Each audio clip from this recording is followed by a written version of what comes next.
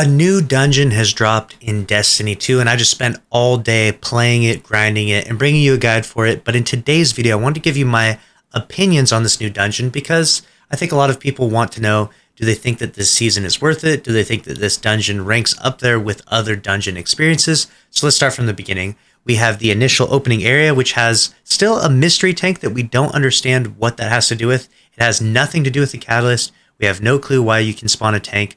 Maybe it is just purely for fun, or maybe there is some more mysteries to this dungeon that haven't yet been found, which would be really exciting and really cool. I hope that's what it is, and I hope it's not just a random tank can spawn in for whatever reason. If you haven't seen the video yet, you can spawn in the tank. Go watch the spawn in tank video that I made. Now, the first encounter, opening encounter, is honestly a really simple, really basic encounter.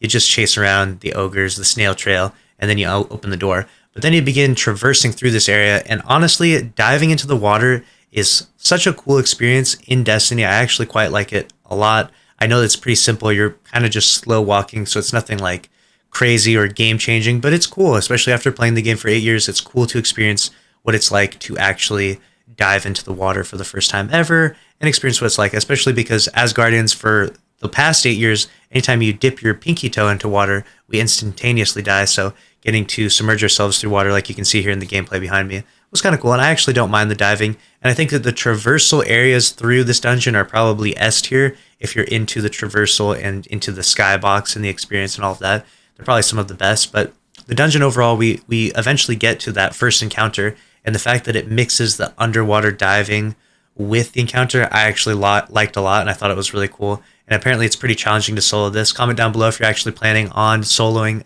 this dungeon. It should be pretty tough to pull off. I'll be bringing you a guide when I figure out exactly what I think the best class is. Right now I'm thinking I have a few different classes in mind, but I'm not going to make a video just yet until I solo it myself. So I'm looking forward to that. I'm looking forward to a lot of different things in this dungeon that still haven't been found yet. Obviously, there are some criticisms I have to give, though, which is the first one is that it felt kind of short. I mean, we have really just two major bosses and then just a ton of traversal areas. Like, they really make you go through a journey of 1,000 miles just to go from one encounter to another. So it does feel kind of short. And the other criticism I have to give on this one is that there's only 4 legendary weapons to get from this. So it feels very limited. It feels like there's not a whole lot to grind for, especially with 4 legendaries. And so there's just 4 god rolls to chase after, and that's it.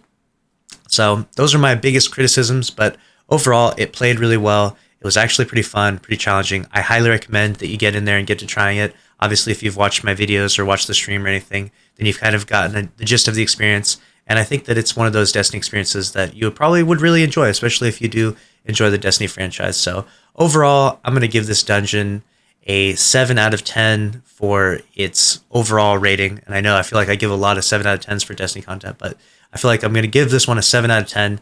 It was pretty solid. It was pretty fun. I enjoyed it. I thought I got my money well worth for the entire day grinding. And obviously, we're going to continue to grind this dungeon throughout time. So comment down below if you agree with that rating and how you would rate the new dungeon if you got to play it. And make sure to subscribe if you enjoyed. Smash the like button. I'll see you in the next one. Thanks for watching. Later.